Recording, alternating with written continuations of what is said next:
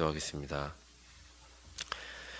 하나님 아버지, 우리의 삶 가운데 우리가 우리의 힘으로 살 자원이 없음을 고백합니다. 그러므로 우리는 날마다 하나님 아버지 앞에 나와 주님 이름 부르며 주님 의탁하는, 그리할 때 우리의 인생이 살 소망을 얻고 힘을 얻고 돌아가는 것임을 고백합니다.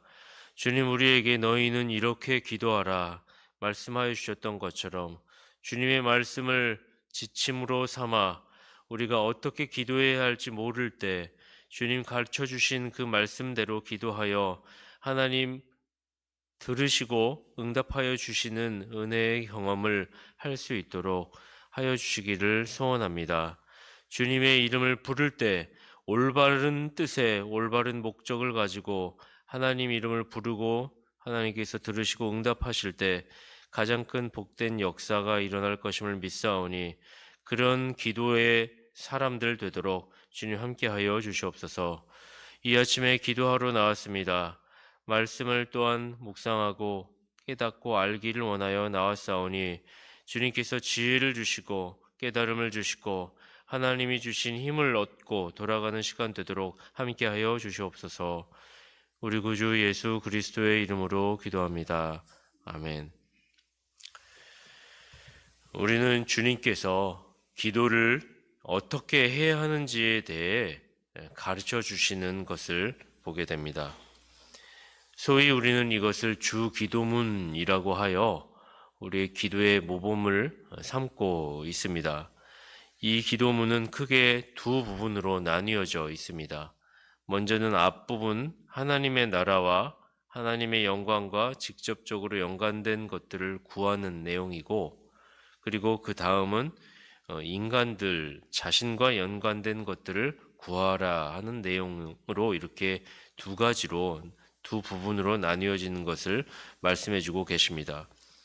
주님의 대답을 통해 그리스도인들이 마땅히 드려야 할 기도의 방법과 내용이 무엇인지 오늘은 두 부분 중에 앞부분에 대하여서 하나님의 영광과 직접 연관된 것들을 구하라 하는 그 제목들에 대하여서 살펴보려고 합니다. 먼저 그 기도 제목을 이야기하기 전에 주님께서는 9절에 너희는 이렇게 기도하라, 그러므로 이렇게 기도하라 라고 말씀하시는 지침을 주셨습니다. 주님께서 이렇게 우리에게 구체적으로 너희는 이렇게 기도하라 라고 말씀하신 이유는 다른 이유가 아닐 것입니다.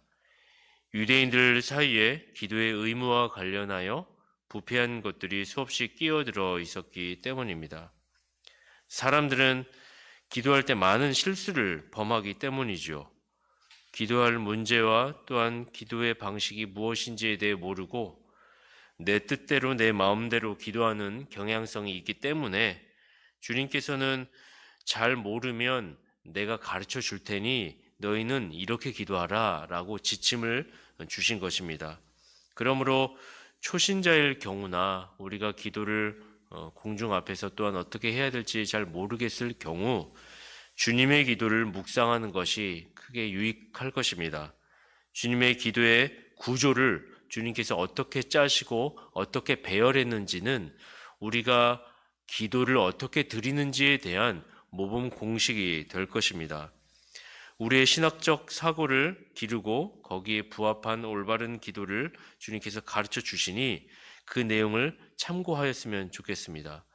주님의 기도는 서두에 하늘에 계신 우리 아버지여 라고 부르는 것으로 시작을 하고 말미에 나라와 권세와 영광이 아버지께 영원히 있사옵니다 라는 송령으로 마칩니다.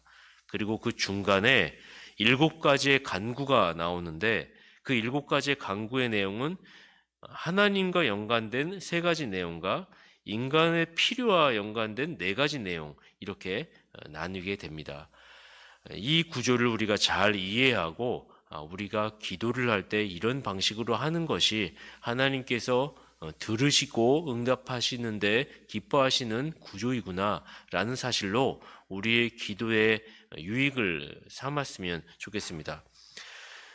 먼저 3가지 그 앞에 서두에 그 하나님 아버지를 부르는 것과 그리고 세 가지 간구에 대해서 오늘은 살펴보려고 합니다. 첫째로 하늘에 계신 우리 아버지여라는 하나님에 대하여 부르는 것으로 시작한다고 했습니다. 주님은 이 기도의 시작을 하늘에 계신 우리 아버지라고 부르는 것으로 시작을 합니다. 우리가 기도해야 하는 대상이 누군가를 먼저 말해주고 계십니다. 우리는 아버지 대신 하나님께 간구해야 한다는 것이죠. 아버지는 그리스도를 통해 택한 자들을 양자 삼으셨습니다. 중생으로 말미암아 특별한 방식으로 자신의 신자들, 성도들, 자녀들의 아버지가 되신 것입니다. 이것은 귀한 특권이죠. 그러므로 기도할 때 자녀들은 아버지께 구할 수 있는 것입니다.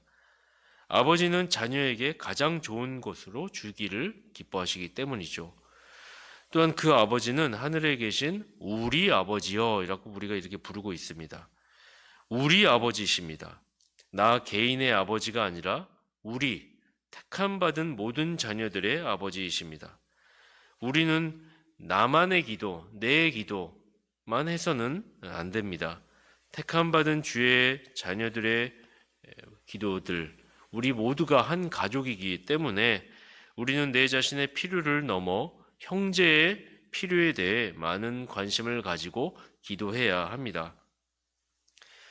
또한 그 아버지는 하늘에 계신 분이십니다. 하나님의 크신과 하나님의 무한히 높으심을 우리는 상기하고 기도해야 할 것입니다. 크고 높으신 아버지는 못하실 일이 없으시다는 사실이죠. 하나님은 아버지로서의 신뢰와 사랑을 주시는 분이실 뿐만 아니라 하늘에 계신 하나님으로서 신자들에게 겸손과 두려움을 주시는 분이십니다. 그분은 하늘에서 그의 보좌에 앉으사 이 땅을 지켜보고 계시는 분이십니다. 그의 거룩하고 엄위하신 눈길이 우리를 보고 계십니다. 우리는 그것을 날마다 상기해야 합니다. 다시 한번 제가 말씀드렸던 세 가지를 기억해 보십시오. 하늘에 계신 우리 아버지시여. 둘째로 우리는 이제부터 7가지 간구 중 첫 번째 하나님과 관련된 간구에 대하여서 보게 됩니다. 이름이 거룩히 여김을 받으시오며입니다. 이 이름이 거룩히 여김을 받으시오며 그리고 나라의 임하옵시며 뜻이 하늘에서 이룬 것과 같이 땅에서도 이루어지이다. 이 세 가지는 하나님에 관한 것입니다. 그래서 우리는 기도의 순서가 중요하다는 사실을 알아야 합니다. 먼저는 하나님의 존재, 그분의 속성을 고백하고 인정하며 그 다음 우리는 하나님의 이름이 거룩히 여김을 받기를 간구하는 것입니다. 다른 모든 간구는 인생들의 필요를 위한 간구는 사실 이 하나의 목적에 종속되어야 하는 것이죠. 여기서 이름이 거룩히 여김을 받으시오며 라고 해서 이름은 무엇입니까? 통상적으로 우리는 이름이라고 했을 때 그 안에 그의 인격과 그의 속성, 그에 대한 것들이 사람의 지칭한 사람에 대한 것이 들어있음을 알고 있습니다. 즉 하나님의 이름, 그 이름이 거룩히 여김을 받으셔야 한다는 것은 하나님이 우리에게 계시하신 자신의 모든 속성들이 영광을 받으셔야 된다라는 것, 그 이름을 우리 인생들이 찬미할 수 있게 해달라고 간구하는 것입니다. 하나님의 속성들이 무엇입니까? 우리는 소위 조직신학적으로 비공유적 속성, 공유적 속성 이렇게 나누고는 합니다. 비공유적 속성이라고 하는 것은 인생들이 감히 하나님의 그 속성에 닿을 수 없고 가까이 할 수 없고 그 영역에 만질 수 없는 영역들 있지 않습니까?